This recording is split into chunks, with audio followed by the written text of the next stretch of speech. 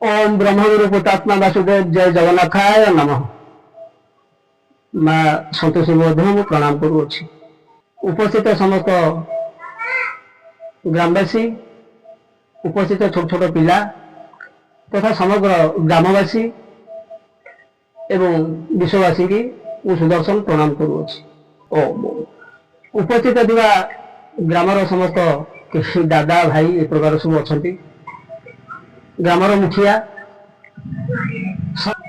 कि आज की प्राय 22-23 वर्ष तले 2003 मसीह ईश्वर कृपा गोटे अनुष्ठान तरफ किसी मत संकेत मिलला एवं गाँव में बाबद मीटिंग डाकी एवं ग्रामवासी मैंने से अनुष्ठान गोटे स्थान निरूपण कर जितेबाला से अनुष्ठान हबार किसी संकेत मत मिलला से 2003 मसीहा मु घरे आसी मो बो को कहली एवं मो एत बड़ जो अनुष्ठान मो मुंडे किसी पशु न थाए, मो मुंडे टोटाल किसी पशु न थाए, खाली टिके श्रद्धा प्रभु प्रति माँ प्रति एति हूँ बड़ कथा। घरे कहली मुझे सब मो दांड दुआरे बसे बसे कौटी ना दांड दुआरे मन मारदे क्या कह कौन करी बुलिक गोटे समाधि देखी बोले समाधि भाई गोटे कर जहाँ हम से थोदेवी किंतु ये कथा मो बो आसी से जो आम एकादश अच्छा कहले से कथा आम जो गाँव जो मुखिया माने थे वरिष्ठ व्यक्ति माने थे से सामने कथा बोधे आलोचना कर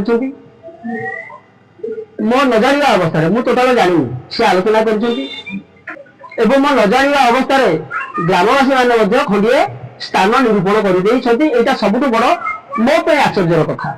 मत जो एकादश साहब कहले जो ग्रामवासी बर्तमान जो अनुष्ठान तुम आगौच से स्थान निरूपण कर सारे तेणु तुम एथर ग्रामवासी डाक तेणु मत खुशी लगिला आग्रह लगिला मु गाँव में डाकिली से समय गाँव सतुरी समस्ते बसी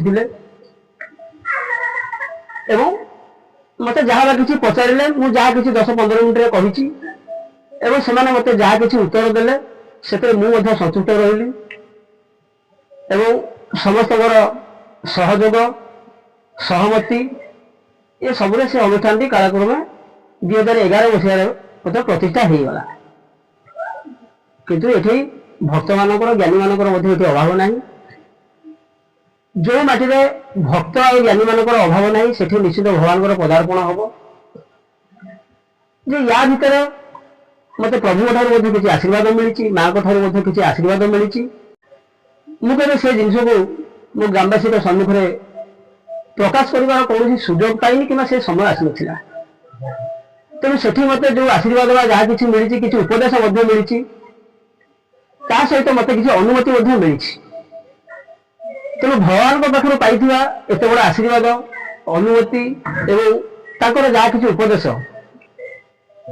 मु साधारण ग्रामवासी की जनाया मत कठिन है मुझे भाविली ये जो जिन रही आपको साधु सत महल ब्राह्मण महल जगमुनि ऋषि अच्छा ओडार आप कान में नेले से ये कथा को जल्दी बुझीपारे तेणु 12 वर्ष 2013 मसीह आपण मैंने देखुए घर 6 मास बाहर 6 मास केत मसे रोचे ये 2 मास रही जाऊँगी केत बाहर 4 मास रोचे ये मसे रोचे एमती मोर 12 वर्ष पूरीगला मनुष्य जीवन गोटे जुग या भितर आमको भी बयस आसी केतला ना 60 बर्तमान चली तेणु जिते मुझे बाहर साधु सन्त मान सहित वरिष्ठ साधु सन्त ब्राह्मण मान सहित जोगाजोग कली से कौ मानसिकतार ने से कथा मुझे अनेक जगह आप अस्वीकार कले कारण प्रभु तरफ निर्देश पाई आपण मैंने जो मैंने ज्ञानी गुणी लोक अच्छा कौ मैंने शास्त्र पढ़ी कहीं भी पढ़ी ना कि गोटे जिन समस्ते जानती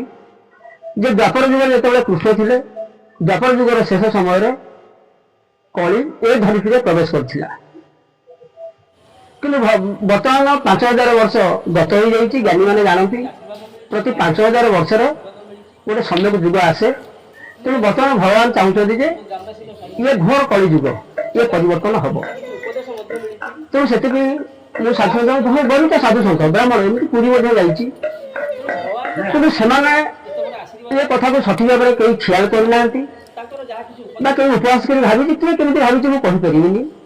କିନ୍ତୁ ସେମାନେ କେହି ଏଥିରେ ସହଯୋଗ ନିମିତ୍ତ କିମ୍ବା ଆକୁ ହୃଦୟଙ୍ଗମ କରିବା ନିମିତ୍ତ ବା ଏଥିରେ କୌଣସି ପ୍ରୋତ୍ସାହନ ଦେଇକି ଏ ତତ୍ତ୍ୱକୁ ଆଗକୁ ବଢ଼ାଇବା ନିମିତ୍ତ କେହି ମଧ୍ୟ ଆଗ୍ରହ ପ୍ରକାଶ କରୁନାହାନ୍ତି, କୌଣସି ପ୍ରୋତ୍ସାହନ ମଧ୍ୟ ଦେଇନାହାନ୍ତି। ୟା ଭିତରେ ବହୁତ ଉପହାସ ମଧ୍ୟ କରୁଛନ୍ତି। ଦାନଗଦି ବ୍ଲକର ଗୋଟେ ଚିତ୍ରି ପଞ୍ଚାୟତ, ସେଠି ଗୋଟେ ବିରାଟ ବଡ଼ ମାନେ ଗୋଟେ ମଙ୍ଗଳା ମନ୍ଦିର ପ୍ରତିଷ୍ଠା ହେଉଥିଲା। ସେ ମଙ୍ଗଳା ମନ୍ଦିରକୁ ମତେ ଜଣେ ବରିଷ୍ଠ ସାଧୁ ଫୋନ କଲେ, କହିଲେ ସୁଦର୍ଶନ ତମେ ବର୍ତ୍ତମାନ ଆସିବ ଯାଜପୁର, ଏଠୁ ପ୍ରାୟ 150 କିଲୋମିଟର ଖଣ୍ଡେ ହବ। ମୁଁ ଯାଇ ପହଞ୍ଚିଲି। ଆମେ ଗୋଟେ ହାଇସ୍କୁଲ, ସେଠି ପ୍ରାୟ 200 ସାଧୁ ଆସିଥିଲେ। କୋଉଠିକି? ସେଠିକି ସେମାନେ ନିମନ୍ତ୍ରଣ କରିଥିଲେ। ଆମେ ଯୋଉ ରୁମରେ ରହିଲୁ, ଆମକୁ ହାଇସ୍କୁଲର ସବୁ ରୁମ୍ ଦେଇଥାନ୍ତି, ବଡ଼ ବଡ଼ ରୁମ୍। ଗୋଟେ ଗୋଟେ ରୁମରେ 25-30 ଜଣ ଲେଖାଏଁ ସାଧୁ ସବୁ ଆମେ ଥିଲୁ। ସେଠି ଜଣେ ବରିଷ୍ଠ ସାଧୁଙ୍କ ପାଖରେ ମୁଁ ଏ କଥା ଆଲୋଚନା କଲି। ମୁଁ କହିଲି ଜିନିଷ ହଉଛି ଏଇଆ, କଣ କରିବା, ମତେ ଟିକେ ମାର୍ଗଦର୍ଶନ ଦିଅ।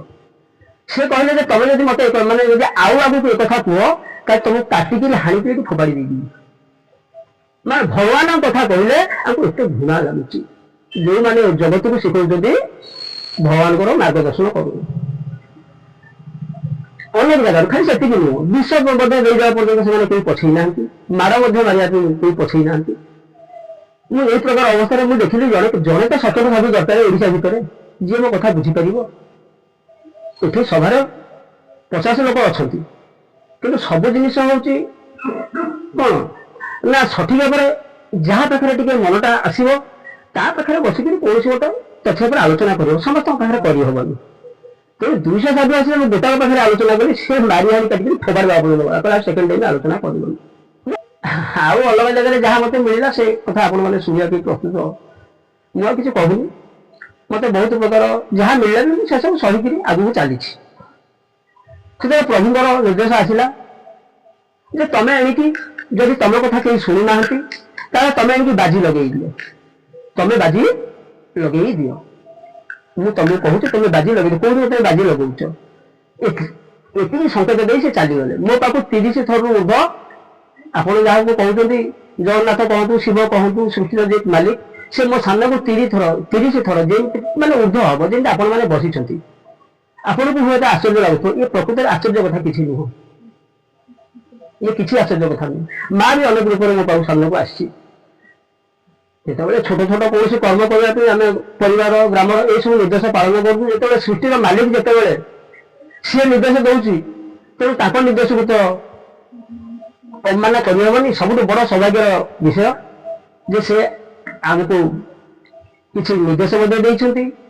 ଆଜି ଜଗତ ଯୋଉ ଭଗବାନଙ୍କୁ ଖୋଜୁଛି, ସେ ଭଗବାନଙ୍କୁ ମୁଁ ଅନେକ ଥର ଦର୍ଶନ କରିସାରିଛି। କାହାର ହୃଦବୋଧ ହଉଛି ନ ହଉଛି ଆଗାମୀ ଦିନରେ ତାର ପ୍ରମାଣ ଦିଆ ହବ। ମୁଁ ଆଜିକି 6-7 ମାସ ତଳେ ଆମର ମହାକୁମ୍ଭ ମେଳା ପଡିଥିଲା। ତେଣୁ ମୁଁ ଆଉ ସେଠି 5000 ସାଧୁ ଆସିଥିଲେ କୋଉଠି ଖଣ୍ଡଗିରି ମେଳାକୁ। ସେଠି ମଧ୍ୟ ମୁଁ କହିଲି, ଜଣେ ଯୋଉ କହିବା ଭିତରେ ମୋର କାହିଁ ହୃଦୟ ଗଲାନି। ମୁଁ ସେମାନଙ୍କର ଯୋଉ ପ୍ରକାର ସେମାନଙ୍କର ଯୋଉ ଚାଲିଚଳନ ବ୍ୟବହାର ଯାହା କିଛି ବି ତାଙ୍କ ମାନେ ତାଙ୍କୁ କହିବାକୁ ମୋ ହୃଦୟ ଗଲାନି। ଯେ ଗୋଟେ ସାଧୁକୁ ଭଗବାନଙ୍କ ବିଷୟରେ କହିବା ପାଇଁ ମୋ ହୃଦୟ ଗଲାନି। ଆପଣମାନେ ଚିନ୍ତା କରିପାରୁଥିବେ। ଆଉ ଆଗକୁ ମୁଁ କହିପାରିବିନି, ଆପଣ ବୁଝିଯାଆନ୍ତୁ। ଯାହାକୁ କହିଲି ସବୁ ଜାଗାରୁ ମୁଁ ଅପମାନ ପାଇଲି। ତେଣୁ ଯେତେବେଳେ ଭଗବାନଙ୍କ ନିର୍ଦ୍ଦେଶ ହେଇଗଲା ତୁ ଏଥର ବାଜି ଲଗେଇ ଦେ, ତେଣୁ ମୁଁ ବାଧ୍ୟ ହୋଇ ପ୍ରଭୁଙ୍କ ନିର୍ଦ୍ଦେଶରେ ବାଜି ଲଗେଇବା ପାଇଁ ବାଧ୍ୟ ହେଲି। ଏବେ ମଧ୍ୟ କଟକର ବାପୁନି ପ୍ରଧାନ ବୋଲି ଗୋଟେ ୟୁଟ୍ୟୁବର ସହିତ ସେ ସାମ୍ବାଦିକ, ସେ ମୋଠୁ ଗୋଟେ ଭିଡ଼ିଓ ନେଇଥିଲା। ଏବେ ଓଡ଼ିଶାରେ ଚାଲିଛି, କିନ୍ତୁ ସାଧୁମାନେ ସାହସ କରିପାରୁନାହାନ୍ତି ମୋ ସେଥିରେ ଯୋଗାଯୋଗ କରିବା ପାଇଁ। କେଉଁ ଉପହାସରେ ହୁଏତ ରହୁଛି, କି ଭାବୁଥିବ ପାଗଳ। ମୁଁ ସେଠି ବାଜି ଲଗେଇଥିଲି ବାଧ୍ୟ ହେଇକିରି। ମାନେ ମୁଁ ଯୋଉ ପ୍ରକାର ମାନେ ବିରକ୍ତି ହେଇଯାଇଛି, ଯୋଉ ପ୍ରକାର 12 ବର୍ଷ ଭିତରେ ହେଇଯାଇଛି, ମାନେ ତାକୁ ସବୁ ଚାପି ଦେଇକିରି ମୁଁ ଚାଲିଛି। ମୁଁ ଯେ ବାଜି ଲଗେଇଥିଲି, ମୁଁ କହିଲି ଓଡ଼ିଶାର ସାଧୁ ସନ୍ଥ ଅର୍ଥାତ ଧର୍ମ ଜଗତ, ଓଡ଼ିଶାର ରାଜନୀତି ବିଭାଗ, ଓଡ଼ିଶାରେ ଥିବା 4,65,00,000 ଲୋକ ବା ଯୋଉ ବାସିନ୍ଦା ଅଛନ୍ତି, ଯୋଉ ଦିନ ଫାଇନାଲ କରିବେ, ଦିନ ଫାଇନାଲ କରନ୍ତୁ, ସମୟ ଫାଇନାଲ କରନ୍ତୁ, ସ୍ଥାନ ମଧ୍ୟ ଫାଇନାଲ କରନ୍ତୁ। ଇଏ ଓଡ଼ିଶାର ଯିଏ ମୁଖ୍ୟ ଠାକୁର, ଆମେ ଜଗନ୍ନାଥ ବୋଲି କହୁଛୁ, ସେ ତ ଜଗତର ନାଥ, ସମଗ୍ର ଜଗତର ସେ ପିତାମାତା। ସେ ସେଇଠି ଆସି ଛିଡ଼ା ହେବେ, ସେ ଗ୍ୟାରେଣ୍ଟି ସୁଦର୍ଶନ ନାୟକ ଏ ମୁଣ୍ଡ ଦେଇକିରି ମଧ୍ୟ କହୁଛି। କିନ୍ତୁ ଏପର୍ଯ୍ୟନ୍ତ କୌଣସି ସାଧୁ ମହଲ, ଧର୍ମ ମହଲ ସେମାନେ କଣ ଭାବୁଛନ୍ତି ମୁଁ କହିପାରିବିନି। ଆପଣ ବିଚାର କରନ୍ତୁ। ତେଣୁ ମୋ ପାଖରେ ଏପର୍ଯ୍ୟନ୍ତ କୌଣସି ରିପୋର୍ଟ ପହଞ୍ଚିଲା ନାହିଁ। ତାପରେ ସେତିକି ନୁହଁ, ମୁଁ ୟା ଭିତରେ ବହୁତ ମଧ୍ୟ ଚାଲିଛି। ସାଧାରଣ ଜନତାକୁ କଣ ବୁଝେଇବି, ଯୋଉଠି ସାଧୁ ସନ୍ଥ ଯୋଗୀ ମୁନି ଋଷି ବ୍ରାହ୍ମଣ ଆଚାର୍ଯ୍ୟ ଏମାନେ ଏ କଥାକୁ ବୁଝିବା ପାଇଁ ପ୍ରସ୍ତୁତ ନୁହଁ। ତେଣୁ ସାଧାରଣ ମୁଁ ଯୋଉଠି ବି ଗଲି ସଫଳ ହେଲି, ମାନେ ଫେଲ୍ ହେଇକି ଆସିଲି। ତାପରେ ଏବେ ମଧ୍ୟ ଗୋଟେ ଆମର ଏଇ ଗଣେଶ ଯୋଉ ପଡୁଥିଲା, ମୁଁ ଗୋଟେ ଶୁକ୍ରବାର ଯାଇଥିଲି ବଳଙ୍ଗା, କାହିଁ ଫେରିଲା ବେଳକୁ 5ଟା ବେଳେ ମତେ ସେଠି ବସିଥିଲେ। ମତେ କହିଲେ ବାବା ଯାଉଛ କୁଆଡେ, ଏଠି ତମେ ଟିକେ ଆଜି ଆମର ଏଠି ଗଣେଶ ବିସର୍ଜନ ହଉଛି, ତମେ ଟିକେ ରହିବ। ମୁଁ କହିଲି ଆରେ ମୁଁ ଟିକେ ସେ ମନ୍ଦିରର ଦୀପ ବଦଳିବାକୁ ଆସିଥିଲି, ଯଦି କହୁଛ ମୁଁ ଆସି ପହଞ୍ଚିବି। କହିଲେ କେତେଟାରେ ପହଞ୍ଚିବ ନା 8:30ରେ। ମୁଁ ଯେ ପହଞ୍ଚିଲି 8:15ରେ। ଗଲା ବେଳକୁ ଯେମିତି ତାଙ୍କର ପିଣ୍ଡିରେ ବସିଛନ୍ତି ଗଣେଶ, ଅଲରେଡି ଟ୍ରାକ୍ଟର ଲଗେଇକିରି ଗଣେଶ ଟେକିଲେଣି। ତେଣୁ ତାଙ୍କୁ ମୁଁ ଅନୁରୋଧ କଲି, ଆରେ ଟିକେ ମୁଁ ଆସିଥିଲି ଆଉ ଗୋଟେ ଭିଡ଼ିଓ ଟିକେ କରିଥାନ୍ତି। ତେଣୁ ସେଟା ତ 5 ମିନିଟ୍ ଭିତରେ କାମ ସାର। ସେଠି 10 ମିନିଟ୍ ଏମିତି ସମସ୍ୟା ହେଇଗଲା ଯେ ସେ ମୋବାଇଲ ଖୋଲିଲାନି, କଣ ଗୋଟେ ତାର ହେଇଗଲା। ତଥାପି ତାରି ଭିତରେ ମୁଁ 5 ମିନିଟ୍, କାରଣ ଯାହା ମୋ ମୁଣ୍ଡକୁ ପସନ୍ଦ ସେଇଆ ତ ବାହାର କରିବି ନା, ମୁଁ ତ ମୋ ମନ କିଛି କହିପାରିବିନି। ତେଣୁକରି ସେଠି ତାଙ୍କୁ ଏଇ ବିଷୟରେ କହୁ କହୁ ଗୋଟିଏ ଜିନିଷ ମଧ୍ୟ ବାହାରିଲା। କଣ ନା, ଏ ଆଶୀର୍ବାଦର ଗୋଟିଏ ଜିନିଷ ଆଗକୁ ଯିବ। କଣ ଯିବ ନା, ଗୋଟିଏ ଫୁଲ ଉଡ଼ିବ। ଈଶ୍ୱରଙ୍କ କୃପାରୁ କି ଯୋଉ ବୃକ୍ଷ, ସେ ବୃକ୍ଷରେ ଅନନ୍ତ ଅନନ୍ତ ଫୁଲ ଅଛି ଏବଂ ଅନନ୍ତ ଅନନ୍ତ ପ୍ରକାରର ଅଛି ଫୁଲ, ଏବଂ ଫଳ ମଧ୍ୟ ଅନନ୍ତ ଅଛି ଏବଂ ଅନନ୍ତ ଅନନ୍ତ ପ୍ରକାରର ଅଛି, ଯେମିତି ଜଗତରେ ଅଛି। ତେଣୁ ସେଥିରୁ ଗୋଟିଏ ଫୁଲ ନା ଚନ୍ଦ୍ରରେ ଉଡ଼ିବ ନୀଳଚକ୍ରବାନା। ସେ ଭିଡ଼ିଓ ମଧ୍ୟ ସୋସିଆଲ ମିଡିଆରେ ଚାଲିଛି। ତେଣୁ ଗୋଟିଏ ଜିନିଷ ଥୟ ହବ, ଆଜି ତାର ଦିନ ଧାର୍ଯ୍ୟ ହବ। ଏହି ତାରିଖ, ଏହି ଦିନ ଚନ୍ଦ୍ରରେ ନୀଳଚକ୍ରବାନା ଉଡ଼ିବ। ତେଣୁ ସେ ଜିନିଷ ତାର କାହିଁକି ନା କେହି ଶୁଣିଲେନି ନା, ତେଣୁ ମୁଁ ବାଧ୍ୟ ହେଇକି ବାଜି ଲଗେଇବି, କାରଣ ପ୍ରଭୁ ତରଫରୁ ଅନୁମତି ପାଇଛି। ତେଣୁ ତାର ତାରିଖ ମଧ୍ୟ ମୁଁ ଆଜି ଘୋଷଣା କରିବି। ଆଚ୍ଛା, ୟା ଭିତରେ ଆପଣମାନଙ୍କର ଯଦି କାହାର କିଛି ପ୍ରଶ୍ନ ପଚାରିବାର ଅଛି ଟିକେ ପଚାରନ୍ତୁ, ସେ ତାରିଖ ମଧ୍ୟ ଘୋଷଣା ହବ। କାରଣ ଏ ଜଗତକୁ ଭଗବାନଙ୍କର ଗୋଟେ ସତ୍ୟ ଦେଖେଇବାର ଅଛି। କାରଣ ସତ୍ୟ ଯୁଗର ମଞ୍ଜି, ମାନେ ସତ୍ୟ ଜାଣିବା ପୂର୍ବରୁ ସତ୍ୟ ଯୁଗର ତ ଗୋଟେ ସତ୍ୟତ କିଛି ମାନବ ସମାଜ ସାମ୍ନାକୁ ଆସିବାର ଅଛି। ଦେଖନ୍ତୁ ଧର୍ମ କଣ, ଈଶ୍ୱର କଣ, ଏମାନେ ଜାଣନ୍ତୁ। ଯୋଉମାନେ ଆକୁ ସବୁ ନାକଚ କରିକିରି ଯୋଉ ଛାଡ଼ିଲେ, ହଁ ସମସ୍ତେ ତ ନୁହଁ, 5-7 ଜଣ ଏମିତି କରିଛନ୍ତି, ସମସ୍ତେ ନୁହଁ। ମୁଁ ସମସ୍ତ ସାଧୁ ସମାଜକୁ ମଧ୍ୟ ବହୁତ କଥା ଅଛି ପଚାରିଲେ ପରବର୍ତ୍ତୀ ଭିତରେ ମୁଁ ଆପଣମାନଙ୍କୁ କହିବି। ଆପଣଙ୍କ ମାନଙ୍କର କଣ ଏଥିରେ କିଛି ପ୍ରଶ୍ନ ଅଛି ପଚାରିବା ପାଇଁ, ଆପଣମାନେ ମତେ ପଚାରନ୍ତୁ। ଆଉ ଇଏ ତାରିଖ ଘୋଷଣା ହବ। ଆମେ ଦେଖିବାକୁ ପାଇଁ ପ୍ରସ୍ତୁତ ନ ହବୁ। ତେଣୁ ଯୋଉ ଦିନ ତାରିଖ ଠିକ କରିବୁ ଆମେ ବସିବୁ। ଆମେ ଯୋଉଟା ଆଶ୍ଚର୍ଯ୍ୟଜନକ ଜିନିଷ ଯେତେବେଳେ ଦେଖିବୁ, ଆମେ କେମିତି ବିଶ୍ୱାସ ନ କରିବୁ ଟିକେ କହିଲେ, ନା କଣ ଭଞ୍ଜ? ଭଞ୍ଜ ଭାଇ ଆରମ୍ଭ କରିବି। ଜଗତରେ ମଧ୍ୟ ବହୁ ଜାଗାରୁ ଧର୍ମର ବହୁତ ଚିଠି ଜିନିଷ ବାହାରୁଛି, ଯୋଉଟା ଆପଣମାନଙ୍କ ପାଖରେ ପହଞ୍ଚି ପାରୁନି। ତେଣୁ ଏ ଜିନିଷ ଯେତେବେଳେ ଏ ମାଟିରୁ ଏଠୁ ବାହାରିବାକୁ ଯାଉଛି, ଯେ ଯାହା ହେଲେ ବି ଯେହେତୁ ଜଗନ୍ନାଥ ହଉଛନ୍ତି ବେଶୀ ନହେଲେ ସେ ତ ଜଗତର ଠାକୁର, କିନ୍ତୁ ଓଡ଼ିଶାବାସୀ ମାନେ ବେଶୀ ତାଙ୍କର ଭକ୍ତ ତଥା ସେମାନଙ୍କର ଆଗ୍ରହ ରହିଛି। ତେଣୁ ଏ ଜିନିଷଟା ତ କେବଳ ଆମେ ଏଠି ଯେଟା ଦେଖିଲେ ହବନି, ତ ସେ ଜିନିଷ ଓଡ଼ିଶାର ସମସ୍ତେ ଦେଖିବେ। ମୁଁ ତ ସୋସିଆଲ ମିଡିଆରେ ସମସ୍ତେ ଦେଖିବେ ଜଗନ୍ନାଥ, ଆଉ କାଲି କେହି ଫାଙ୍କି ପାରିବେନି ଯେ ଆମେ ଦେଖିପାରିଲୁ ନାହିଁ। ତେଣୁ ସମସ୍ତେ ସେଟା ଯିଏ ଯୋଉଠି ଅଛନ୍ତି ସେଇଠି ଦେଖିବେ, କେହି କୁଆଡ଼େ ଯିବା ଦରକାର ନାହିଁ। ତେଣୁ ସେ ଜିନିଷରୁ କଣ ନା, ସେ ଈଶ୍ୱରଙ୍କ ଆଶୀର୍ବାଦରୁ ଗୋଟିଏ ଜିନିଷ, ଗୋଟିଏ ଫୁଲ ଆଗ ଚନ୍ଦ୍ରରେ ପହଞ୍ଚେ। ସେଇଟା ହେଲା କଣ ନା, ଚନ୍ଦ୍ରରେ ପ୍ରଥମେ କଣ ନା ଆଗ ନୀଳଚକ୍ରବାନା ଉଡ଼ିବ। ତେଣୁ ସେଥିନିମିତ୍ତ ମୁଁ ତାର ଟିକେ ଓଡ଼ିଶାରେ ପ୍ରଚାର ପ୍ରସାର ପାଇଁ ଟିକେ ସମୟ ଲାଗିବ, ସମସ୍ତେ ଜାଣିବା ଦରକାର। ହୁଏତ ମୋ ପାଖରେ କୌଣସି ସାଧୁମାନେ ଆସି ପହଞ୍ଚି ପାରନ୍ତି, କିମ୍ବା କୌଣସି ଅନ୍ୟ କୌଣସି ଧାର୍ମିକ ଗୋଷ୍ଠୀ ମଧ୍ୟ ପହଞ୍ଚି ପାରନ୍ତି। ଇଏ ତ ଆମ ଭିତରେ ସୀମିତ ଜିନିଷ ନୁହେଁ ନା, ସେଟା ଅସୀମ ଜିନିଷ, ସମଗ୍ର ବିଶ୍ୱର ସେ ଜିନିଷ। ନୀଳଚକ୍ରରେ ବାନା ଉଡ଼ିବା ଆଉ ଚନ୍ଦ୍ରରେ ବାନା ଉଡ଼ିବା ଭିତରେ ଫରକ ଅଛି। କିନ୍ତୁ ଜଗନ୍ନାଥଙ୍କର ଯେତେବେଳେ ଉଡ଼ିବେ, ଜଗନ୍ନାଥ ଯୋଉ ଭକ୍ତ ଅଛନ୍ତି, ଓଡ଼ିଶାବାସୀ ଅଛନ୍ତି, ତାଙ୍କ ହୃଦୟ କଣ ହବ ଆପଣ ଥରେ ଚିନ୍ତା କରୁନାହାନ୍ତି। ସେ ଜିନିଷ ଉଡ଼େଇବେ, ପ୍ରଭୁ ଉଡ଼େଇବେ, ତାଙ୍କ ଜିନିଷ ସିଏ ଉଡ଼େଇବେ। ସମସ୍ତେ ଜାଣନ୍ତିନି ଯେ ବାନା କଣ, ସମସ୍ତଙ୍କୁ ଜଣା ନାହିଁ। ସମସ୍ତେ କହନ୍ତି ଯେ ଇଏ ଗୋଟେ ବାନା ସବୁ ମନ୍ଦିରରେ ଉଡୁଛି, ଇଏ ବାନା ନୁହେଁ। ବାନା ନୁହେଁ, କାହିଁକିନା ଯେତେବେଳେ ସତ୍ୟ ଯୁଗର ଆରମ୍ଭ ହଉଛି, ସତ୍ୟର ମଧ୍ୟ ପର୍ଦ୍ଦାଫାଶ ହେଇଯିବା ଦରକାର। ଏଇ ଯୋଉ ବାନା ଦେଖୁଛେ, ଏ ବାନା କଣ ପ୍ରକୃତରେ?